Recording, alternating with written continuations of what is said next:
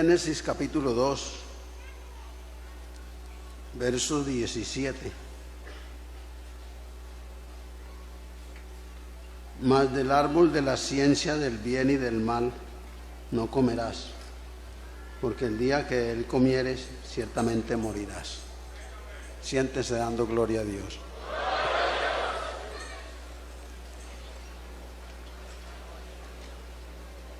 Voy a predicar dos temas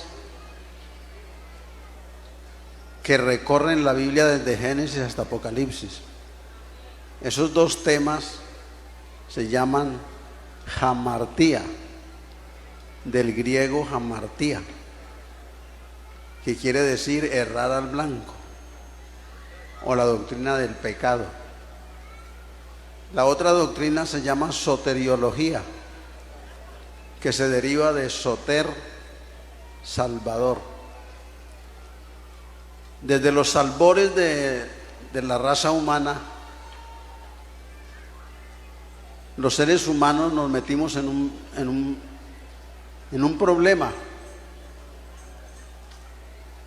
que se llama pecado. La palabra pecado tiene varias definiciones.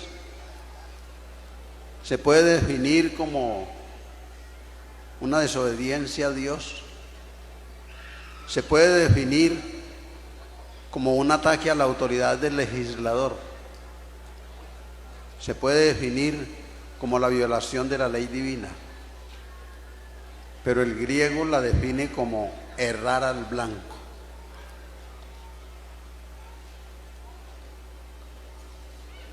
Cuando hablamos de la doctrina del pecado, la gente se imagina mil cosas. Por ejemplo, los testigos de Jehová, con todo respeto, no hacen transfusión de sangre porque creen que el pecado está en la sangre.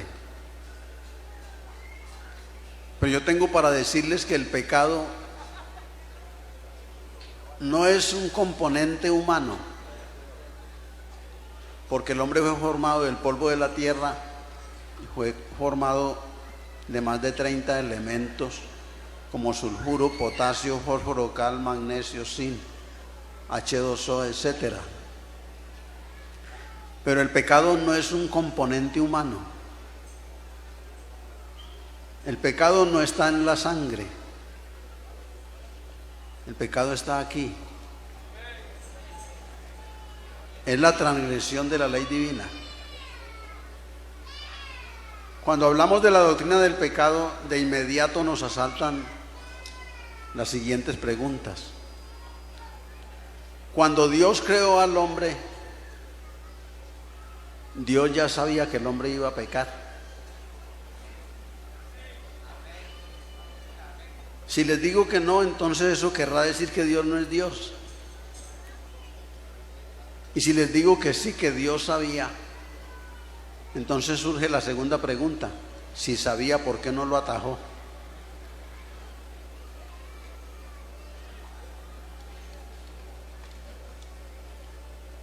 Y si no lo atajó, ¿por qué lo culpó? A manera de introducción, yo quiero definir esas tres preguntas. Dios sabía que el hombre iba a pecar desde antes de crearlo. Por eso, desde Dios en su anticipado conocimiento, desde antes de la fundación del mundo, preordenó un plan,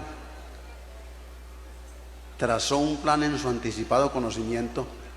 Y por eso Pedro, en su primera carta, capítulo 1, a partir del verso 18, le dice a la iglesia: sabiendo que fuisteis rescatados de vuestra vana manera de vivir, no con cosa corruptible como oro o plata, sino con la sangre preciosa de Cristo, como de un cordero inmolado desde el principio. ¿Sabes que cuando Dios creó al hombre, Dios no estaba haciendo experimentos? Dios no está haciendo ensayos a ver si algo le sale bien. Cuando Dios planeó la creación del hombre, les dijo: voy a crear al hombre, pero este me va a fallar. Y cuando me falle, yo le salgo al paso con la redención.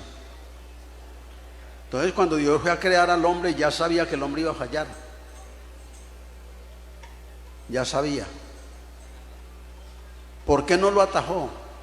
No lo atajó porque Dios lo creó con libertad de elección. Llamémosle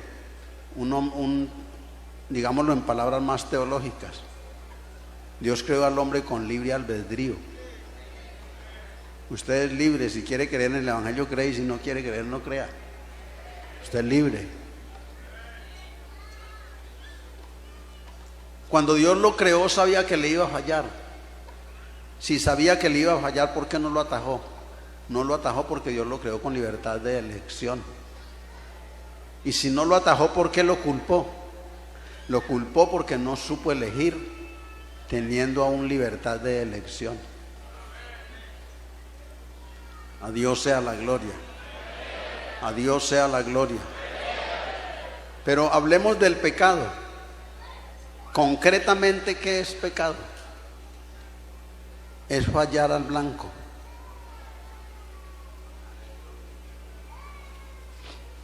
A Dios sea la gloria. Es errar al blanco. El pecado no está en la carne, no está en la sangre. Consiste en que el hombre en su mente tiene la tendencia a desobedecer los preceptos de Dios. A Dios sea la gloria. Den gloria a Dios. La palabra pecado, repito, aparece en toda la Biblia, en todas las Escrituras.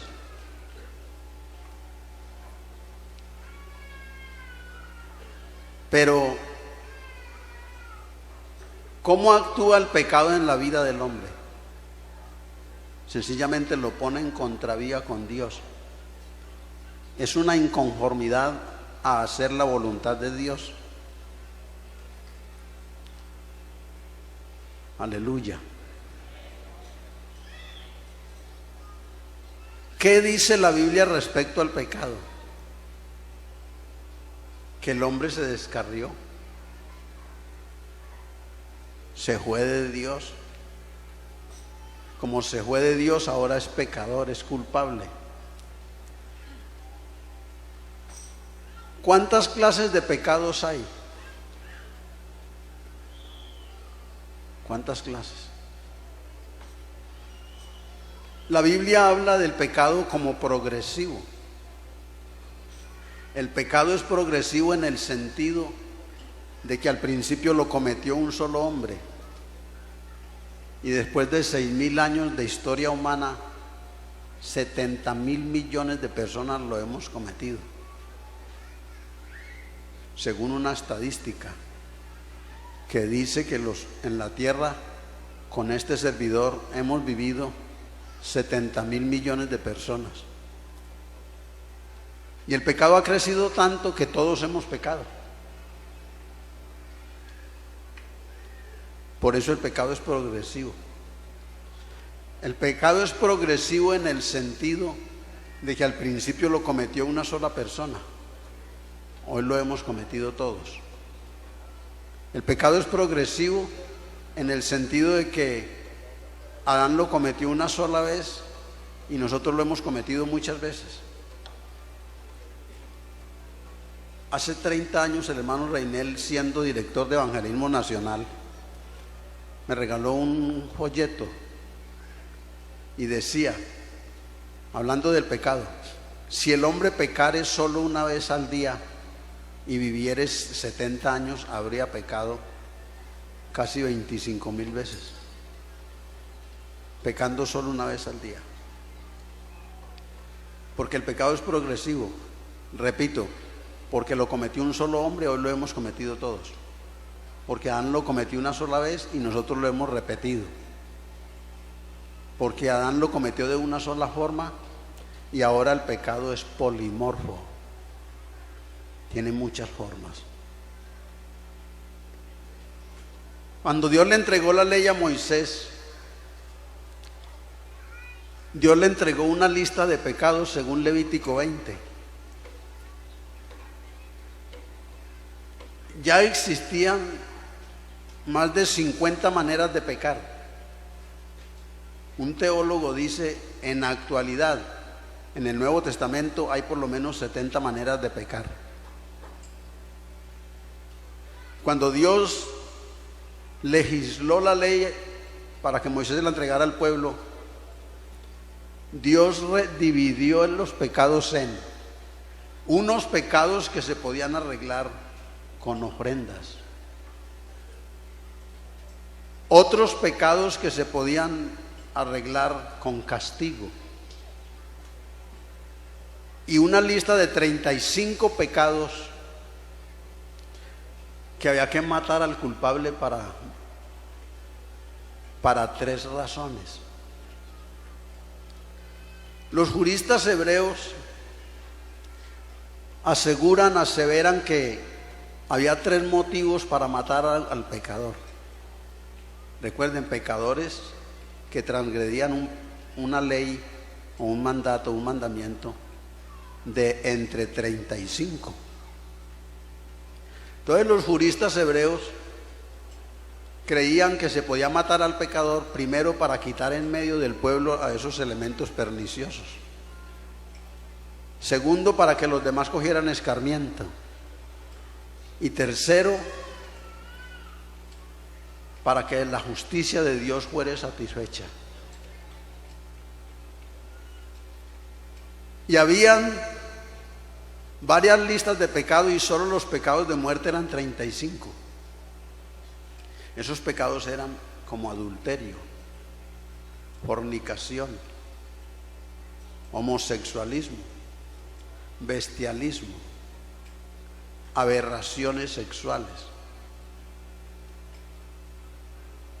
Y había varias formas de castigar, de matar al reo. Estaba la lapidación, estrangulación, cremación y crucifixión. Porque el pecado es tan grave que Dios dijo, mátenlos, mátenlos. La Biblia habla de 3 pruebas sobre la excesiva perversidad del pecado, que son la prueba divina, la prueba angélica, la prueba humana y la prueba divina. ¿Cuál es la prueba angélica? Consiste en que los ángeles que pecaron, Dios los arrojó del cielo y no les perdonó. Es tan grave el pecado que Dios no le perdonó a los ángeles. Esa es la prueba angélica. Y a los ángeles que pecaron, que no guardaron su dignidad, Dios los arrojó del cielo. Pedro y Judas escriben lo mismo. La prueba humana. La prueba humana consiste en que cuando Adán pecó, Dios lo destituyó del huerto. Y a esa prueba humana hay que añadirle el caso del diluvio. Al diluvio hay que añadirle el caso de Sodoma y Gomorra. Y a Sodoma y Gomorra hay que añadirle el caso del éxodo, que los que salieron de Egipto rumbo a Canaán murieron en el camino por pecadores, según 1 Corintios 10. Esa es la prueba angélica y la prueba humana. Ahora, la prueba divina. Oído. La prueba divina consiste en todo lo que Dios ha hecho a favor del hombre con tal de erradicar el pecado de su vida y erradicarlo a él del pecado.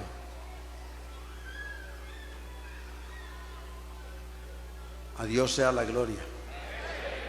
Desde que el hombre pecó, Dios ha estado legislando normas salvadoras, y a través de toda la Biblia, por eso las 2 doctrinas aparecen, son sí paralelas o yuxtapuestas. Donde aparece el pecado, aparece también el remedio. Bendito y alabado sea el nombre de Jesús. Entonces, Dios tiene todos los recursos para salvar al hombre. Y por esa razón, desde que el hombre pecó en el huerto de Edén, Dios le trazó una línea roja, una línea de sangre, por donde tiene que caminar el que es salvo. Porque desde Génesis capítulo 3, cuando Dios sacrificó 2 animales para vestir a Adán, la Biblia está marcada con una línea de sangre hasta Apocalipsis. Porque la sangre es la vida, y Dios, para que el hombre no muera por su pecado, le nombró sustituto. Porque, hermanos, el pecado no tiene perdón, pero tiene perdón. ¿Qué quiero decir con esto? Que el pecado no tiene perdón y hay que cobrárselo a alguien. Cuando Adán pecó, el Señor le cobró ese pecado a 2 animales. Les arrancó el pellejo y vistió a Adán y a Eva. Los vistió. A Dios sea la gloria.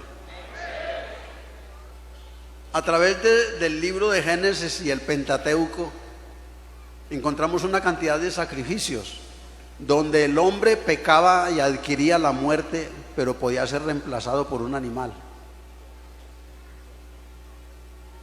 Ahí está el caso de la Pascua, del capítulo 12 de Éxodo. El Señor le cobraba a Egipto, a los egipcios, su pecado, pero al pueblo de Israel les dijo: viene el ángel de la muerte, el ángel destructor, y va a matar a los primogénitos de Egipto. Pero ustedes cojan un cordero por familia, coman la carne asada, aliñada con hierbas amargas, y la sangre la colocan en las fachadas de las casas. Y cuando el ángel de la destrucción viniere, entonces verá la sangre y sentirá el olor a cordero asado, y él deducirá: aquí ya hubo un muerto a favor del pueblo, entonces aquí no voy a entrar. Y donde no había olor a muerto, a cordero, decía: aquí tengo que entrar porque el pecado no tiene perdón, pero tiene perdón. No tiene perdón cuando yo no acudo a los sustitutos que Dios ha establecido, y tiene perdón cuando otro muere por mí. Así que el pueblo, cuando pecaba, tenían perdón cuando sacrificaban un animal y le ofrecían la sangre a Dios en el propiciatorio. Entonces la ira de Dios quedaba satisfecha. Por eso es que nosotros somos cristocéntricos, porque sin derramamiento de sangre no hay remisión de pecados. Cada uno tenía que pagar por su pecado, porque no hay perdón para el pecado. Pero tiene perdón cuando otro muere por mí, y como Jesucristo murió por mí, yo tengo perdón de pecados esta mañana.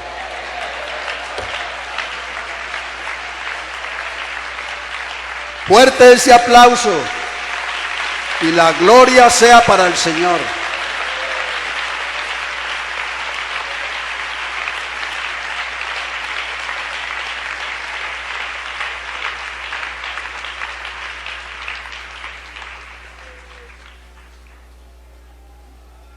Son varios catálogos de pecado, aunque el hombre es más pecador por herencia que por práctica, porque el hombre no peca, no es pecador porque peca, sino que peca porque es pecador. Al hombre no lo hace pecador porque se emborracha, no, se emborracha porque es pecador. Cuando uso esos términos me estoy refiriendo al pecado imputado por Adán al hombre. A Dios sea la gloria. Porque la condenación, el pecado del hombre vino a través de un término jurídico que se llama imputación, que quiere decir atribuir o achacar. Usted ha oído decir que mataron a don Julano y se lo achacaron a Sutano. Eso es una imputación. Adán fue puesto en el huerto de Edén bajo la norma divina que, siendo él la cabeza federal de la raza humana, si él llegaba a pecar, eso afectaría a todo el pueblo, todos los nacidos de sus lomos. Si él obedecía, a todos nos iba bien, pero si él pecaba, a todos nos iría mal. Entonces somos más pecadores por imputación que por práctica. ¿Me hago entender? Somos más pecadores por imputación. Como el pecado vino por imputación, entonces el perdón de los pecados, la limpieza de los pecados es también por imputación. Para que un hombre peque se necesitó una imputación, y para que sea salvo se necesitó 3 imputaciones. Primero, el pecado de Adán le fue imputado a la raza humana toda. Segundo, para ser salvos se necesitó que nuestro pecado le fuera imputado a Cristo. Y tercero, que la santidad de Cristo nos fuera imputada a nosotros. Yo siempre me había preguntado, si el hombre fue creado bueno, ¿cómo llegó a ser pecador? Porque la teología habla del estado del hombre antes de caer en pecado. El hombre antes de caer en pecado era santo, pero el sabio Salomón en Eclesiastés dice: una cosa sé, que habiendo sido creado el hombre perfecto, se buscó muchas perversiones. A Dios sea la gloria. Aleluya. Entonces, como siendo bueno, cayó bajo la pesa del pecado, se necesitaba otro Adán para que, creyendo en él, su justicia nos fuese imputada. Entonces son 3 imputaciones: la imputación del pecado de Adán a la raza humana, la imputación del pecado de los seres humanos a Cristo, porque él murió por nuestros pecados, y la imputación de la santidad y la pureza de Jesucristo a los que creen en él. A Dios sea la gloria. Alabanzas al Señor. ¿Quiere darle la gloria a Dios? Con autoridad, denle la gloria a Dios.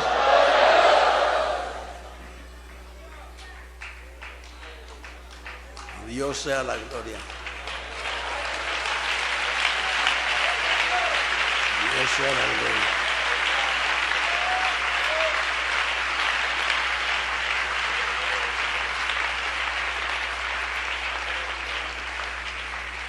Por causa del pecado,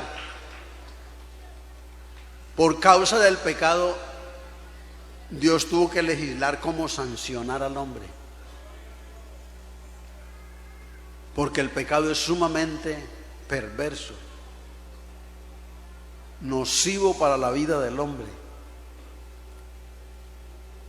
Aleluya. Digan aleluya. Ese pecado llevó al hombre al castigo, al juicio y al castigo. Según las Sagradas Escrituras, el juicio del hombre por causa del pecado, Dios estableció 2 clases de juicios: juicio abierto y juicio cerrado. El juicio abierto es cuando Dios castiga al hombre por su pecado, bajo la opción que se arrepienta. Pero el juicio cerrado es cuando Dios actúa y no le da oportunidad al hombre. Por ejemplo, los ángeles que pecaron, Dios no les dijo: arrepiéntanse y bautícense, yo les perdono. Fue cerrado. A Dios sea la gloria. El juicio para Zafira y Ananías fue cerrado. pero el juicio para los ninivitas fue abierto. Y hay dos clases de juicio. No sé, amigo, por el cual de los que yo conozco a usted le gustaría pasar: juicio cerrado o juicio abierto. El juicio cerrado es cuando Dios no le da oportunidad al pecador, y el juicio abierto cuando le ofrece la salvación al que se arrepiente. Ahora, todo pecado merece castigo. Hay castigo natural y castigos positivos. El castigo natural es una consecuencia natural del pecado. Ejemplo, el castigo natural del borracho: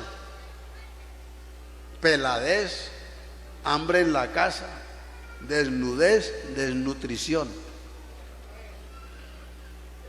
Ese es el juicio. Ese es el castigo natural. Todo pecado merece castigo natural o castigo positivo. Yo conozco a un hermano, es un buen creyente, muy querido, yo lo estimo mucho, lo tengo en alta estima. Y él fue malo y borracho. Y una vez, estando borracho, que no era capaz ni mover los pies, un enemigo suyo le pegó 2 machetazos en la cara. Ahí está el castigo natural. El castigo natural de un secuestrador: que lo maten o que lo metan a la cárcel a pagar 30 años. Castigo natural. Todo pecado, toda transgresión merece castigo natural. Pero ¿cuál es el castigo positivo? El castigo positivo es cuando llega el castigo definitivo. No tiene oportunidad. A Dios sea la gloria. A Dios sea la gloria. El único remedio para el problema de pecado es el perdón. Y el único que recibe perdón es el que se arrepiente. A Dios sea la gloria. A Dios sea la gloria. Por eso la Biblia dice: vayan por todo el mundo y prediquen el evangelio a toda criatura. El que creyere y fuere bautizado será salvo. Ahora escuchen lo siguiente. Como Dios sabía que el hombre iba a pecar y le preparó el remedio, también Dios esta mañana, ya casi tarde, sabe quién de ustedes va a creer y quién no. Porque el único que sabe el final de las cosas desde el principio es Dios. ¿Cierto, hermanos? Entonces el apóstol Pablo, escribiendo a los romanos, dice: mas a los que aman a Dios todas las cosas les ayudan a bien. Esto es, a los que conforme a su propósito son llamados. Porque a los que antes conoció, pasado, también predestinó. Entramos en la doctrina de la predestinación. Hay varias corrientes teológicas, unos que creen en la predestinación, que no creen en la predestinación, y otros que creemos en la predestinación. La predestinación quiere decir, más o menos, interpretándolo a mi manera, la palabra pre quiere decir, es un prefijo que denota antes. Correcto, ¿cierto? Antes. Antes de todo Dios le puso destino al hombre. A Dios sea la gloria. La predestinación es una doctrina que descansa sobre 2 columnas. Porque toda doctrina debe tener fundamento teológico y doctrinal, tanto en el Antiguo como en el Nuevo Testamento. Entonces la predestinación se debe a que Dios en su anticipado conocimiento sabe quiénes van a creer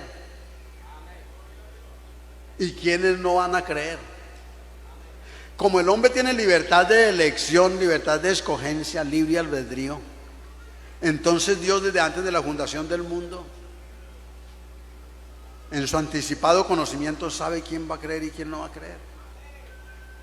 Como el único que sabe el final de las cosas desde el principio es Dios, entonces Dios sabe quiénes van a creer y nos predestinó.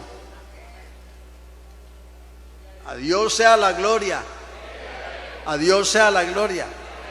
Entonces Dios sabe quiénes van a ser salvos y quiénes no van a ser salvos. Si ya Dios sabe quiénes van a ser salvos, entonces ¿para qué predicamos el evangelio? Predicamos el evangelio para escoger a los escogidos. ¿Pudieron entender eso? A Dios sea la gloria. Como Dios sabe quiénes van a ser salvos y yo no sé, porque a veces se arrepiente. Hola, esto falló.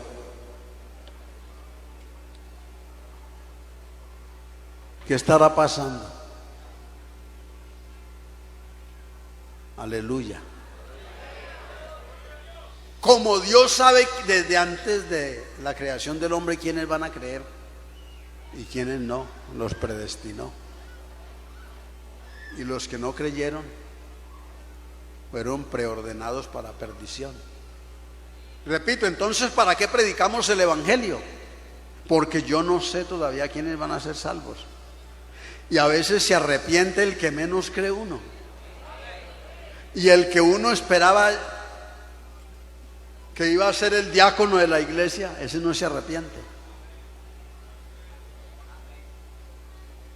Carlos Aldon Spurgeon, en su libro Consejo a mis estudiantes, o mejor, Pescadores de almas, dice: hermano, no los cuente hasta que estén bien asados, porque muchos se nos han ido del anzuelo y se nos han salido de la barca. Aleluya. Por eso hay que arreglarlos bien arregladitos y sajarlos bien sajaditos, y cuando estén en la sartén, entonces ahora sí puede decir: tengo un pescado. A Dios sea la gloria. ¿Sabe cuánta gente ha pasado por aquí, por los templos de la iglesia pentecostal, y se murieron borrachos? Que yo creía verlos en el cielo y no los voy a ver. Y gente que yo he dicho dentro de mí: téngase duro que el Señor le va a echar candela. Resultan en la iglesia bautizados en el nombre de Jesús, llenos del Espíritu Santo, y resultan hasta predicadores. Aleluya.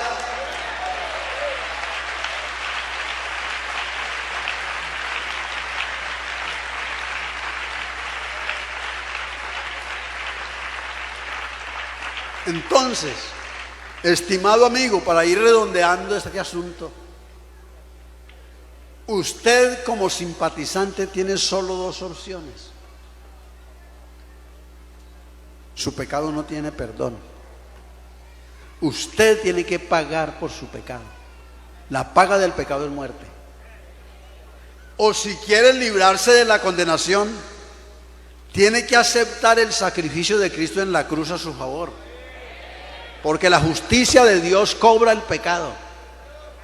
O paga usted o acepta que Cristo haya pagado por usted.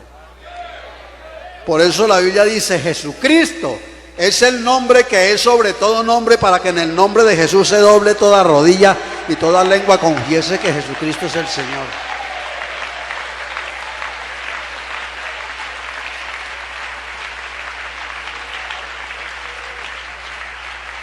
Aleluya. Yo tenía que pagar por mis pecados porque fui muy pecador. Usted me ve ahora y no tengo sino carita de pastor. Y usted me hubiera visto cuando era inconverso. Yo anduve por la costa, por Aguas Blancas, hace 50 años. Caminaba con dos ladrones que atracaban la gente con un plátano. En oscura, bajo el poncho, quieto, manos arriba, que esto es un atraco. Y si no se deja robar, le pega un platanazo. Y la gente, ay, ay, ay, ay. Eran problemáticos, buscaban peleas. Y como eran mis compañeros, para no quedarme atrás, tenía que pelear. Éramos atracadores. Eso atracábamos hasta el carro de la basura, hermano. Borrachos, marihuaneros. Yo tenía que trabarme desde las 5 de la mañana hasta las 10 de la noche. Bendito el nombre de Jesús. Nadie daba 5 por mi vida. Nadie daba 5 centavos por Luis Ángel Castaño. Estaba sentenciado al infierno. Mas cuando conocí al Señor Jesús,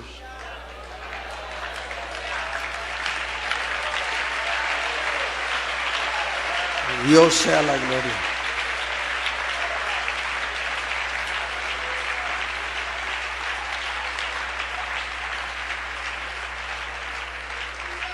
Le entregué mi vida al Señor 31 de diciembre del año 67. Ya son 46 años cumplidos. Yo no servía para nada. Yo iba por la calle, yo caminaba así todo bacano, hermano. Cuando iba por la calle y había niñas sentadas en el andén, se encerraban cuando me veían. Bendito el Señor. Y la gente decía, ábrale el ojo a ese. Ábrale el ojo. Aleluya. Pero tan lindo. Entonces es mucha bendición. Cuando oí el Evangelio y el Señor me reveló que si no quería pagar yo con mi propia vida, tenía que aceptar la paga que Jesucristo dio en la cruz. Acepté a Cristo como mi Salvador. No necesité volverme a trabar, ni le volví a robar nada a nadie, ni volví a usar la hechicería. Eso fue un milagro, porque la salvación de un pecador es un milagro. Mire, resucitar un muerto es un milagro, pero no como el milagro de salvar un pecador. Porque si yo resucito un muerto, él tiene que morirse siempre y perderse. Es un milagro más grande que sanar el cáncer. Porque si oramos por una persona afectada por el cáncer, él se puede sanar, pero si no acepta a Cristo se condena. Nadie se condena por cáncer, pero sí se condena por ser pecador. A su nombre sea la gloria. A su nombre sea la gloria. ¿Cuántos han aceptado el sacrificio de Cristo para no tener que pagar usted?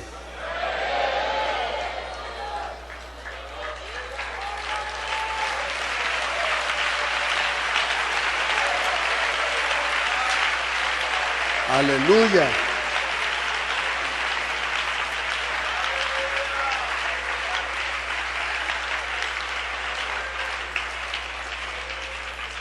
Mire, hermano y amigo, los pecados de los creyentes ya fueron juzgados en la cruz. Porque a partir de la cruz, a partir del Nuevo Testamento, hay 8 juicios. 3 pertenecen al... 1 pertenece al pasado, 2 pertenecen al presente y 5 al futuro. Teológicamente hablando son 8 juicios.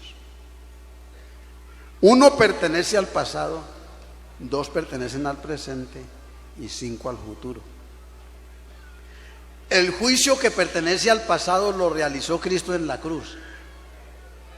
Y es triple, son 3 en 1. Allí Jesucristo juzgó al diablo, la naturaleza pecaminosa de los creyentes y el pecado de los creyentes. Ya mis pecados están juzgados. Por eso la Biblia dice que el Señor perdonó todos nuestros pecados, porque mis pecados ya fueron juzgados. Los dos juicios que pertenecen al presente están en 1 Corintios 11, cuando Pablo dice: el que come o bebe de este pan y de esta copa indignamente, juicio come y bebe para sí.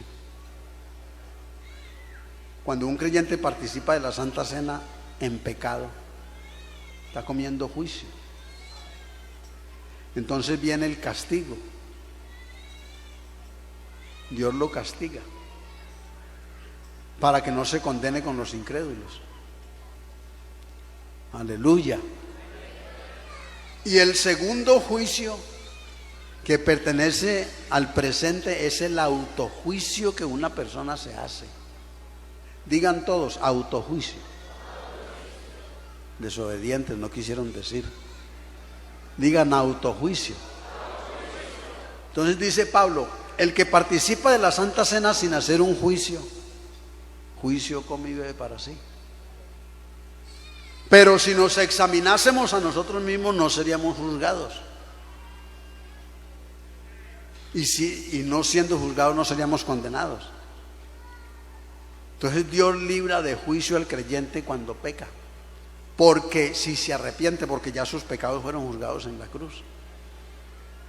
Y ningún teólogo me puede mostrar a mí donde diga que los creyentes tenemos que ir a juicio por nuestros pecados. La Biblia habla del primer juicio que pertenece al presente, que es ante el tribunal de Cristo. Por eso Pablo dice: ¿usted por qué juzga a su hermano? ¿Por qué juzga a criado ajeno? Si todos vamos a comparecer ante el tribunal de Cristo. ¿A qué vamos a comparecer ante el tribunal de Cristo? Eso es inmediatamente el Señor se lleve la iglesia. Es arriba, es una escena celestial. Entonces Pablo escribe un texto a los romanos y a los corintios donde dice: todos compareceremos ante el tribunal de Cristo para recibir la recompensa de lo que hicimos durante estuvimos en la carne, sea bueno o sea malo. Es una mala traducción. El griego no dice sea bueno o sea malo. El griego dice sea bueno de baja calidad. Porque eso es inmediatamente el Señor traslade la iglesia. ¿Y qué se va a llevar el Señor a un creyente para tirarlo de las nubes de cabezas otra vez porque no pasó la prueba? Eso el que se fue con el Señor ya está seguro, hermano. Porque nuestros pecados fueron juzgados en la cruz. Aleluya. Porque allí le fueron imputados los pecados del pecador a Cristo y la santidad de Cristo al que cree en Él. Luego viene el segundo juicio, que pertenece al futuro. Juicio ante el trono de gloria. Evangelio según Mateo, capítulo 25, verso 31. Cuando el Hijo del Hombre venga en su gloria y sus santos ángeles con Él, reunirá todas las naciones, esto es terminada la tribulación, reunirá todas las naciones y apartará a los justos de los injustos, como el pastor aparta las ovejas de los cabritos. Pondrá a los justos a la derecha y los injustos a la izquierda. Y les dirá a los de la derecha: venid benditos de mi Padre, heredad del reino de Dios preparado para vosotros desde antes de la fundación del mundo. Porque tuve hambre, tuve sed, estuve desnudo, estuve en la cárcel y estuve en el hospital y no me ayudasteis. Entonces le van a decir al Señor: Señor, ¿cuándo te vimos enfermo, con hambre y sed y desnudo y huérfano y te ayudamos? Entonces el Señor dirá: por cuanto lo hiciste con un israelita, conmigo lo hiciste. Porque el Señor le prometió a Abraham en el capítulo 12: bendeciré a los que te bendigan y maldeciré a los que te maldigan. Aleluya. Entonces en la gran tribulación, los que hayan bendecido a Israel y se hayan manejado bien con Israel, el Señor los pondrá a la derecha. En parte ese es el juicio. Y les dirá a los de la izquierda: ahí malditos al fuego eterno preparado para el diablo y sus ángeles. Porque tuve hambre, tuve sed, no me ayudaste, estuve desnudo, enfermo y en la cárcel y no me ayudaste. Y cuando te vimos así, no me ayudaste. Por cuanto con Israel no lo hiciste, conmigo no lo hiciste. Ese es el segundo juicio que pertenece al futuro. Tercer juicio que pertenece al futuro es el juicio de Israel como nación, con base en que a lo suyo vino y los suyos no lo recibieron. Cuarto juicio, el juicio de los ángeles. Pedro y Judas dicen, y los ángeles que pecaron Dios los arrojó y los tiene reservados para el juicio. Y por último, el juicio ante el trono blanco, que es después de la resurrección de todos los muertos. Pero lo que quiero poner en alto relieve es qué bendición para los que hemos creído en Cristo. Aleluya. Que por el hecho de haber reconocido que somos pecadores y haber oído la voz de Dios y nos entregamos al Señor, nos arrepentimos y nos bautizamos, ya nuestros pecados fueron juzgados. Aleluya. Digan aleluya. ¿No se alegran por eso, hermanos? ¿Por cuáles pecados murió Cristo? Por los que yo cometí antes del bautismo y por los que he cometido después del bautismo y los que voy a cometer después de esta confraternidad. De veras, si me lo cree. El Señor perdonó todos mis pecados en el bautismo, pecados cometidos. Me dejó la opción no de abusar de la gracia de Dios, pero los pecados que he cometido, porque no hay hombre justo que haga el bien y nunca peque, ya no necesitan bautismo sino confesión. Confesión, el pecado hay que confesárselo a Dios. Y los pecados que voy a cometer en el futuro, tengo la garantía de la palabra de Dios que si yo hubiere pecado, abogado tengo para con el Padre, a Jesucristo el justo. Ahora hay dos clases, también me puso codeudor. Esto es muy bonito, hermano. Mire, usted sabe lo que le voy a decir. Cuando las autoridades, la institución policía de Colombia abordan a una persona que tiene culpas o compromisos con la ley, le dicen varias cosas. Primero, tiene derecho a quedarse callado para que lo que diga no se le vaya a venir en contra. Segundo, tiene derecho a hacer una llamada, avise a la familia. A Dios sea la gloria. Tercero, tiene derecho a saber por qué lo estamos deteniendo. Y cuarto, tiene derecho a un abogado. Todo ladrón, todo malo, tiene derecho a un abogado, según la jurisprudencia o la ciencia del derecho de Colombia. Si un ladrón tiene derecho a un abogado, y todo el que transgrede las normas divinas tiene derecho a un abogado, la Biblia dice: abogado tenemos para con el Padre, a Jesucristo el justo. A Dios sea la gloria. Digan aleluya.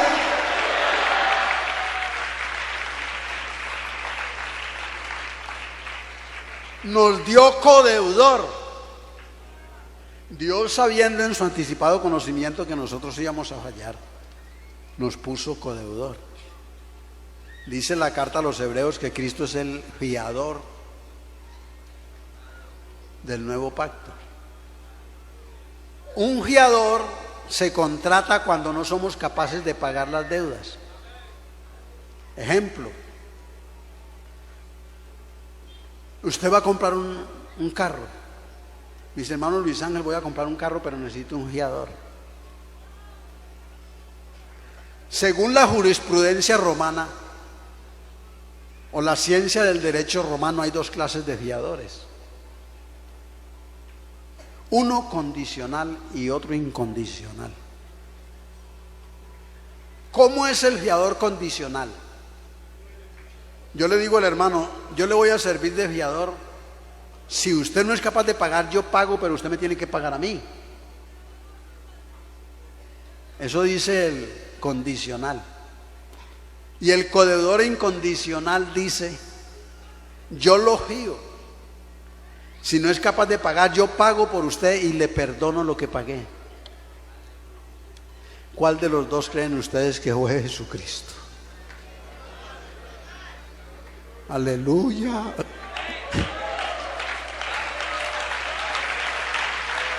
Aleluya.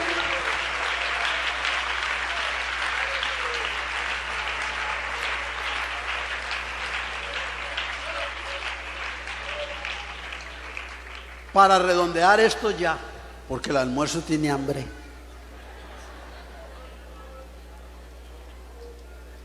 Les voy a dar un poco más de luz sobre la imputación. ¿Cuántos han leído la carta a Filemón? La carta de Filemón, voy a llamarle sin pecar contra Dios, es una mini carta. Y la carta habla de la historia de Onésimo. Onésimo le hizo unos daños a Filemón. Algunos predicadores dicen que le robó a Filemón. Entonces Onésimo cae a la cárcel y en la cárcel se encuentra con Pablo. Estaba detenido por causa del evangelio. Y Pablo le habló a Onésimo y Onésimo se arrepintió. Onésimo sale de la cárcel y Pablo le manda la carta a Filemón. Ahí te mando al que nos hizo daño. Y le dijo dos cosas: recíbelo como si fuera yo. ¿Me están entendiendo? ¿Me estoy haciendo entender? Pablo le dice a Filemón: recibe a Onésimo como si fuera yo, con la dignidad de Pablo. Y lo que te robó, ponlo a mi cuenta. ¿Entendieron ustedes? A Dios sea la gloria.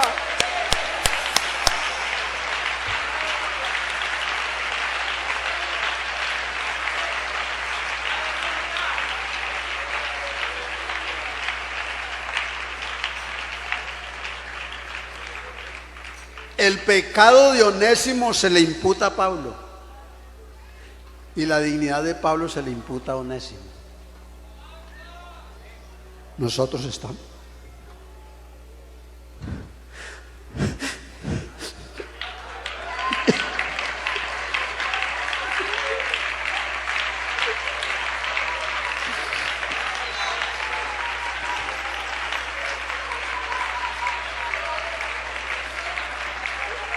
Aleluya. Gloria a Dios. Nosotros estamos aquí porque nuestro pecado le fue imputado a Cristo. El pecado de Adán nos mató, nos fue imputado a nosotros, pero el pecado de nosotros le fue imputado a Cristo.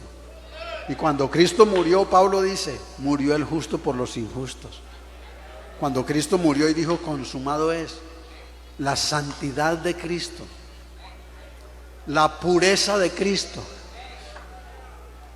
la impecabilidad de Cristo, todo lo que Cristo hizo nos fue imputado a nosotros.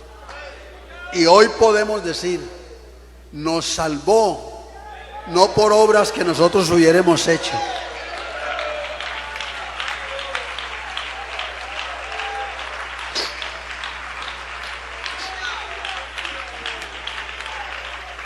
A Dios sea la gloria.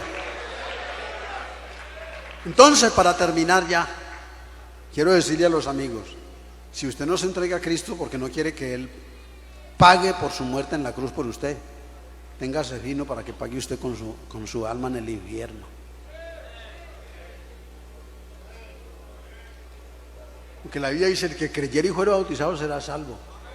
Y el que no, ¿qué? No les dé miedo, digan. Porque hay hermanos que recitan el texto medio. Amigo, la Biblia dice que le prediquemos el evangelio a toda criatura, que el que creyere y fuere bautizado será salvo. Y no dicen el resto. Pero esto es una gran verdad que ofrece salvación y amenaza con la condenación. Por eso les dije, voy a hablar de dos doctrinas que recorren la Biblia: jamartía y soteriología. Jamartía quiere decir errar al blanco, pecado. Pero soteriología viene de soter, que quiere decir salvador. Somos salvos por haber aceptado a Cristo como salvador personal. ¿Quién quiere ser salvo esta tarde? A ver los amigos. Yo tenía otro mensaje, pero se me enfrió. Estaba ya orando por el otro mensaje y se me enfrió. Dije, esto no es lo que yo debo decir. Es otra cosa lo que debo decir.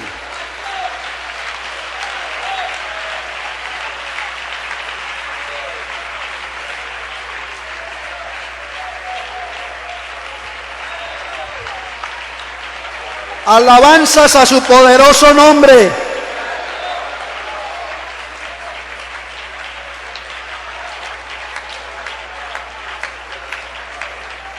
¿Quién se va a entregar a Jesucristo?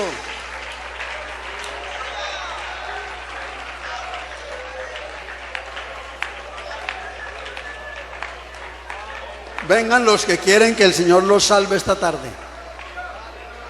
No voy a insistir mucho, ya usted entendió.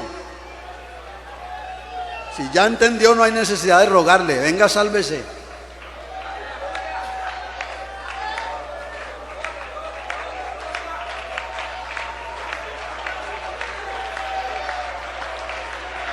Alabanzas a su poderoso nombre. Las cadenas del pecado sean rotas en el nombre de Jesucristo. Todo yugo se quiebre, se parta en el nombre de Jesús.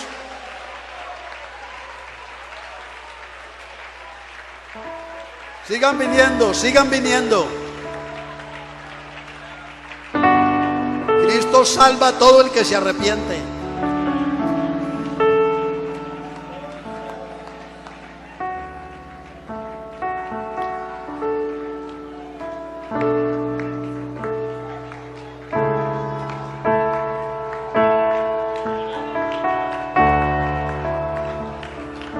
Oren en voz baja.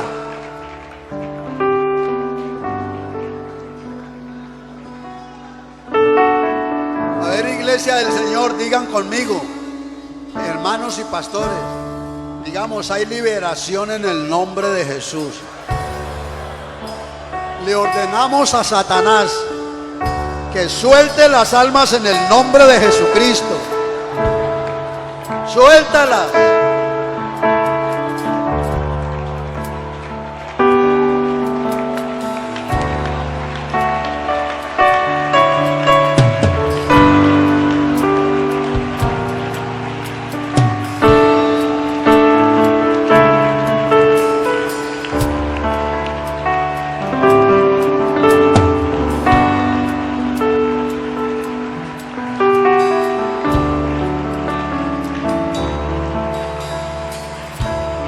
Gloria a Dios. Den gloria a Dios. Bueno, yo voy a hacer una cosa que en mi fe me parece bien. Voy a terminar, pero quiero orar por 10 más, por otros 10. Cuando hayan venido los 10, voy a cerrar la invitación y usted se va a ir usted que no acepta a Cristo se va a ir con su problema. ¿Quién más viene? Necesito 10. 2, 3, 4, 5, 6, 7, 8, 9.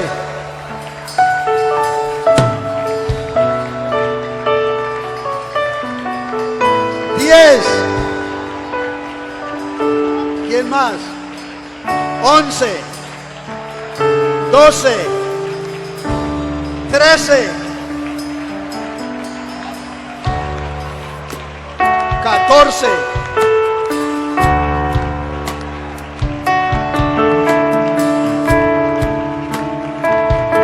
15,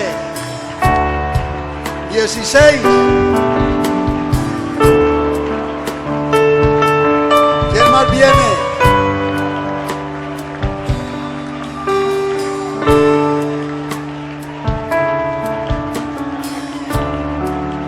17, 18, 19,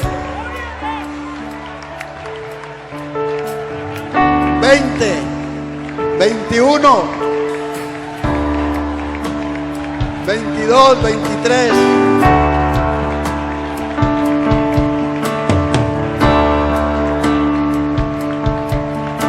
24,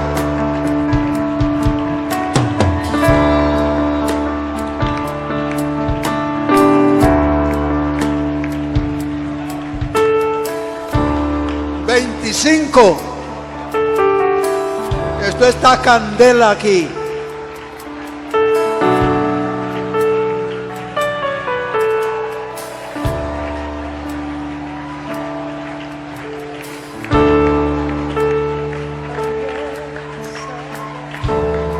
26.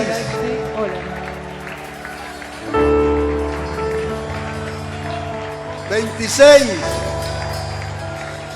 Diga conmigo, Señor, queremos 30. 26. 27. Cuando lleguemos a los 30, todos vamos a darle un aplauso de victoria al Señor cuando lleguemos a 30. 27. 28.